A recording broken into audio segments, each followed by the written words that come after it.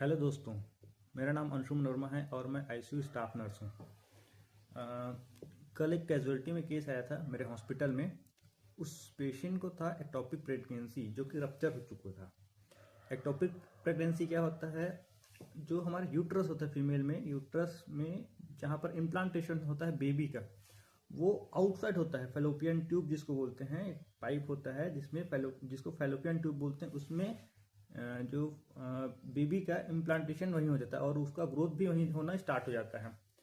तो वो उसको प्रॉपर जगह नहीं मिलने के कारण वो क्या होता है, वहीं पर साइज बढ़ते जाते हैं और धीरे धीरे वो क्या हो जाता है, फट जाता है। जो पाइप, छोटी सी पाइप होती है, वो फट जाता है, जिसके कारण पेशेंट में हैवी ब्लीडिंग होता है।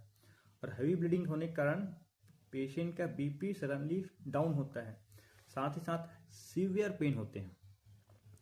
इसका रीज़न क्या होता है? मोस्ट ऑफ द चांस, ज़्यादातर ये होता क्यों है, क्योंकि इनमें पीआईडी, पेल्विक इन्फ्लेमेटरी डिसीजेस के कारण होता है, जिनमें यूट्रस में इन्फेक्शन हो जाता है उसके कारण।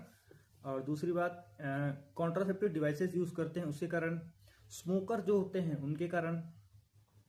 तो ऐसे पेशेंट में जिनमें इम्प्लांटेशन हुआ है आउटसाइड, एक्टोपिक प्रेगनेंसी हुआ है, उनमें थोड़ा सा ध्यान दीजिए। और अर्ली जो प्रेगनेंसी है उनमें हम यूएसजी करा करके इसको जांच करा सकते हैं और इनको बचा सकते हैं ऐसे कंडीशन को। तो अब भी बेबी प्लान कर रहे हैं या फिर किसी ने प्रेगनेंसी कंसीव किया है, उनका अर्ली हम लोग क्या करेंगे, चेकअप कराएंगे, यूएसजी कराएंगे, जिनसे हमें एक्टोपिक प्रेगनेंसी के बारे में पता चल पाए। और साथ ही साथ ध्यान देना है कि स्मोकिंग नहीं करना है जब प्रेगनेंसी कंसीव कर रहे हैं तो। और पीआईडी या फिर इन्फेक्शन को बचा के रखना है ताकि एक्टोपिक प्रेगनेंसी के चांसेस जो है वो कम हो जाए। ठीक है। और एक्टोपिक प्रेगनेंसी के बहुत सारे और भी रीज़न होते हैं, लेकिन ये जो रीज़न है वो इम्पोर्टेंट होता है जिसको मैंने बताया अभी।